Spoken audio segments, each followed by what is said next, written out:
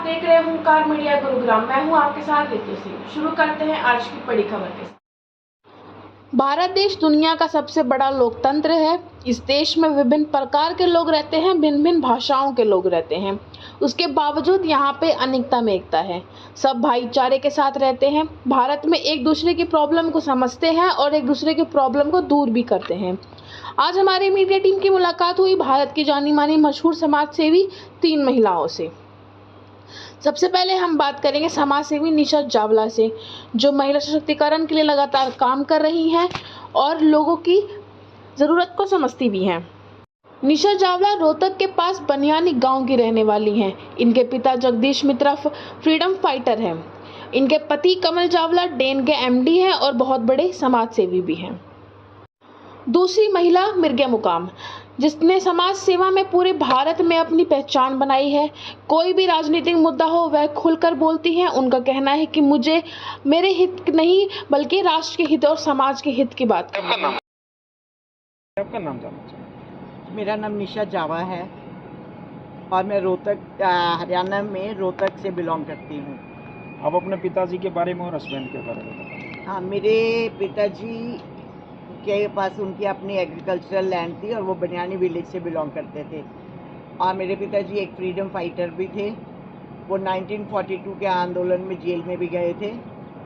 और जो मेरे पति हैं उनका नाम श्री कमलजीत जावा है, वो भी रोहतक से ही बिलोंग करते हैं। और हम लोग बहुत ही साधारण परिवार से बिलोंग करते हैं। और इस टाइम मेरे जो हस्बैंड है, मेरे पति श्री कमलजीत जावा जी, वो एक जापानीज़ कंपनी जिसका नाम डाइकिन है, डाइकिन एयर कंडीशनिंग कंपनी के एमडी और सीईओ हैं। और इसके साथ साथ वो पहले भारतीय हैं जो जापान की कंपनी के बोर्ड मेंबर भी हैं। सबसे पहले मैं आपको बताना चाहूँगा कि आप उस गांव से बिलोंग करती है, इसने फ्रीडम फाइटर भी दिए, इसने हरियाणा को एक मुख्यमंत्री भी दिया। आपका धन्यवाद। मैं जानना चाहूँगा कि आप एक महिला हो और महिला सशक्तिकरण का ज़माना है और गवर्नमेंट का भी यही प्लान है मोदी जी का कि महिलाओं को सशक्तिकरण किया जाए। आप गाँव की महिलाओं के बारे में क्या कहना चाहेंगे? जी, मैं तो ऑलरेडी दिल्ली में रह के भी महिला सशक्तिकरण के ऊपर बहुत काम कर रही हूँ। अभी मेरा नेक्स्ट वो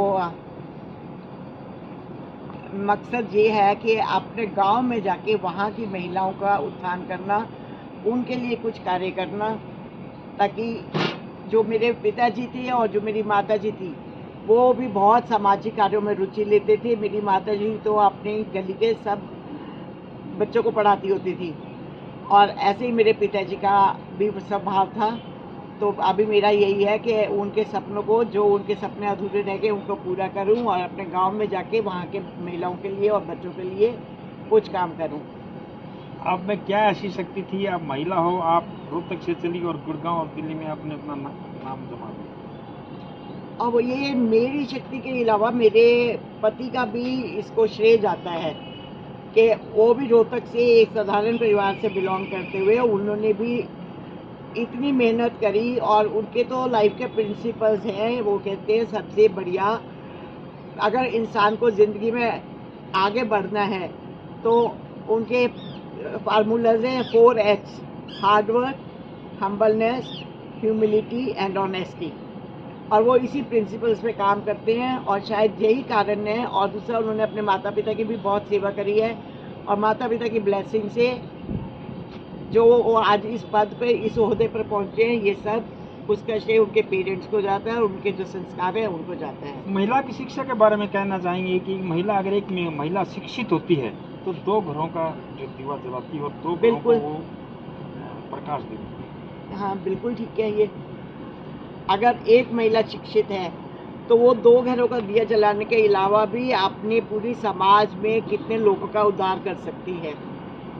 अभी रिसेंटली, मैं इसमें अपनी ज़्यादा बड़ाई नहीं करना चाहती, मैंने अपने स्कूल के 2 वर्कर्स के बच्चों को बीएड करवाया और अभी दोनों को जॉब्स भी मिली हुई है और दोनों एज ए टीचर काम कर रही हैं।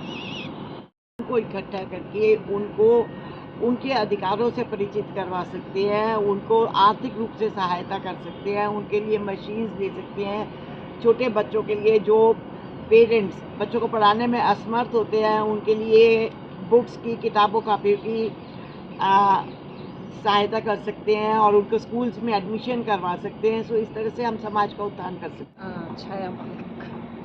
छाया जी, आप जैसे एक पेड़ छाया देता है, ऐसे ही आप समाज को छाया देने का काम कर रही हैं। बड़ी हमारे सौभाग्य की बात है, हम आप छाया से मिले हैं, जिसको पाकर सभी को आराम महसूस होता है। आप थोड़ा अपना इंट्रोडक्शन दीजिए। मैं आर्किटेक्ट अभी CPWD से रिटायर हुई हूँ, बिल्कुल अभी फरवरी में। तो सारी ज़िंदगी सरकार के उसमें मिनिस्ट्री में, अर्बन अफेयर मिनिस्ट्री में मैंने काम किया। और अब मैं मतलब मेरी भी कुछ लाइफ हिस्ट्री कुछ ऐसा रहा है कि कुछ ऐसी मेडिकल प्रॉब्लम्स से लड़ते रहे, और लड़ने की जो आज मैं महसूस करती हूँ कि उन सब से निकलने के बाद भी आज अगर इस तरह से खड़ी हूँ आपके सामने और ठीक ठाक, तो वो शायद हमारी उसका श्रेय जो है वो मैं मतलब अपने पेरेंट्स को देना चाहती हूँ, जिन्होंने हमें पढ़ाया और इस लायक बनाया कि हम मतलब मुझे भी एक्चुअली कैंसर हो गया था 2004 में। तो पूरा ट्रीटमेंट मेरा हुआ और उसके बाद फिर अनफॉर्चुनेटली हस्बैंड को भी मेरे कैंसर से ही जूझा, वो भी 7 साल। तो मैंने वो चीज़ जो देखी तो उसमें मुझे यही लगा कि अगर हम पढ़े लिखे नहीं होते और ये नौकरी हमारे पास नहीं होती, या जो हम जिस लायक हमारे पेरेंट्स ने बनाया, तो वो क्या करते, वो तो लाइफ फिर ख़त्म थी। तो अब जो है समाज के लिए कुछ करना चाहते हैं, मतलब नारी हूँ मैं लड़ सकती हूँ। हाँ, क्या बिल्कुल लड़ते रहे हैं और लड़के इस मुकाम पे आ गए हैं कि आज दूसरों की हेल्प कर सकते आप हैं। पूरे भारतवर्ष की नारियों को क्या संदेश देना चाहते हो? अगर उनको कोई भी जीवन में कैसी भी बड़ी प्रॉब्लम आए, उनको डरना नहीं चाहिए, घबराना नहीं चाहिए, क्या कहना चाहिए? भाई, सबसे पहले तो ये है कि उनको अपने मतलब उनके पेरेंट्स को मैं तो वो करती हूँ कि किसी भी उनको माँ बाप को मतलब लड़कों से किसी भी दायरे में कम नहीं है, उसको पढ़ाने में पीछे नहीं छोड़ें, उसको पहले पढ़ाएं लड़के को।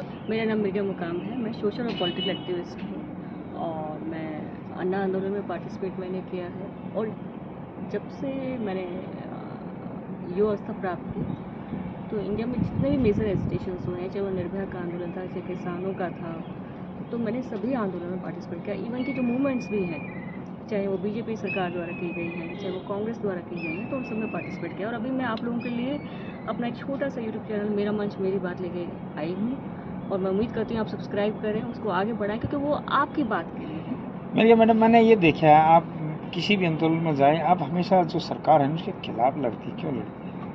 हाँ, यही है, मैंने वो बोला, मैं I am a social agitator. देखिए, बदलाव की हमेशा ज़रूरत है। अगर हम सत्ता के साथ रहेंगे तो कहते हैं ना, मुर्दा रहता है। अगर आप जीवंत है, अगर शक्ति है, तो जहाँ भी आप गलत देख रहे हैं, जो भी अगर कोई मूवमेंट चल रही है, कोई आगे आ रहा है, तो आप उसको साथ दीजिए ना, तभी तो सक्सेसफुल होगी मूवमेंट।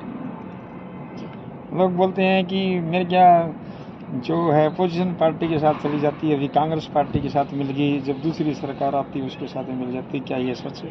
देखिए, उस समय जब आपका आंदोलन चला था तो आप जानते हैं कि अरविंद केजरीवाल जी हंगर स्ट्राइक पे थे और अन्ना जी भी जो थे, तो उस समय हमें लग रहा था कि हाँ, घोटाले अगर हो रहे हैं तो उनके खिलाफ आवाज़ उठानी चाहिए। हालांकि मेरे पेरेंट्स कांग्रेस के साथ थे उस टाइम। और आज हमें लग रहा है कि बीजेपी के राज में जो तानाशाही जो बढ़ गई है, जो आप देख रहे हैं, शायद आप लोग इसको ना दिखाना चाहें, बट सच्चाई आप लोग जानते हैं कि कहाँ तक इलेक्शन कमीशन की नियुक्ति में भी सरकार ने अपना दखल दे दिया है, इतना ज़्यादा। कौन सा, आप बताइए, ईडी सिर्फ विपक्ष के पीछे, और जैसे ही वो नेता जिनके पीछे ईडी लगी हुई है, जैसे बीजेपी में जाते हैं वो क्लीन हो जाते हैं। जैसे ये जो वॉशिंग मशीन टर्म जो चलाई है ममता बनर्जी ने चलाई थी, आज पर सार्थक हो रही है ना, ये तब अब सभी यूज़ कर रहे हैं। सुप्रीम कोर्ट के जज ने बोला है, जब केजरीवाल गए थे उधर, उन्होंने बोला है कि हम संविधान की रक्षा के लिए बैठे हैं, हम किसी राजनीति के लिए नहीं। राजनीति क्या होता है, राजनीति में क्या चलता है, उसकी हमें जिम्मेवारी नहीं। हमारी जिम्मेवारी संविधान को बचाना, और संविधान के मुताबिक हम कार्य कर रहे हैं और संविधान के मुताबिक ही केजरीवाल के ऊपर एक्शन ले रहे हैं। देखिए, ये बात अपनी जगह सही है कि लाइक अगर उनके ऊपर कोई केस है तो जब तक केस का निपटारा नहीं हो जाता तो फिर उनकी बात कैसे मानी जाएगी। इस बात में तो कोई दो राय नहीं है। अगर ईडी पीछे लगी है तो कैसे उनको, अगर कोई जहाँ एक बयान एक दो आए हैं ना जो उनके खिलाफ जाते हैं, तो जब तक पूरी उस मामले में ईडी बोलती है हमारे पास पूरे प्रूफ है कि ये जो मामला हुआ है 100 करोड़ का और जो गोवा तक पहुंचा है उसमें केजरीवाल का हाथ है। देखिए सर, ऐसा है, छोटी सी बात है, ये बात ये नहीं है इस समय, जैसे आपने कहा विपक्ष के साथ, बात ये नहीं है कि केजरीवाल गलत है सही है। बात क्या है कि अभी आपने मुकदमा जो है, चार्जशीट भी पूरी नहीं दाखिल हुई है, आप कुछ कुछ पॉइंट्स लेके बंदे को आपने उसको अरेस्ट कर लिया। तो ये जो बात है अभी ना सुप्रीम कोर्ट में अर्जी लगाई है कि ये झूठा मुकदमा चला गया है और चंद्रचूड़ जी हैं जो सीजीआई हैं, चीफ जस्टिस ऑफ इंडिया, उन्होंने बोला है कि आप हमें मेल कीजिए, हम मैटर को देखेंगे। हाँ। क्या आपको उम्मीद है कि जो केजरीवाल को वहाँ पर न्याय मिलेगा? देखिए, जो सुप्रीम कोर्ट ने कहा है कि आप मेल के थ्रू बात कीजिए, तो हम आपकी बात लेंगे। इससे पहले भी एक ऐसा हुआ था जब भी कोर्ट ने कहा कि आप मेल के थ्रू कीजिए, आप स्ट्रेट फॉरवर्ड ना आएंगे। क्योंकि आप अगर आज कोई बात करें, किसी बात के बीच में बात करें, दूसरे केस के बीच में बात कर रहे हैं, तो अगर आपको कोई नई अपनी बात करनी है तो फॉर ऑल एक्सेप्ट कर ली उन्होंने सामने नहीं, अर्जी उन्होंने आज एक्सेप्ट की नहीं, मुझे नहीं पता, बट पॉइंट ये कि हम कैसे जान सकते हैं कि घोटाला सच्चा है झूठा है क्या है, पर उसको पहले ही अरेस्ट कर लिया ना, ये सबसे गलत बात है। ये चलो, आप राहुल गांधी के साथ साथ कई स्टेट में घूमी है, कश्मीर गई है, मणिपुर गई है, लोग बोलते हैं कि राहुल गांधी में बचकाना है। एक बचकाना को अगर प्रधानमंत्री बनाएंगे तो देश का क्या? देखिए, मैं भारत जोड़ो में मैंने पार्टिसिपेट किया था पार्ट 1 में, हरियाणा में गई थी, दिल्ली में गई थी और मैं कश्मीर में गई थी। मैं बताऊं, राहुल गांधी के लिए जो आज की तारीख में जो जुनून है, बहुत कम नेताओं के लिए, मोदी जी के लिए तो बिल्कुल नहीं। आप इसे सच माने झूठ माने, और पब्लिक इतनी पागल नहीं है, कोई बचकाना कौन सा सेंटेंस, उन्होंने जो प्रेडिक्शंस किए सारी सच आ रही हैं, फिर आप किस तरह बचकाना कह सकते हैं?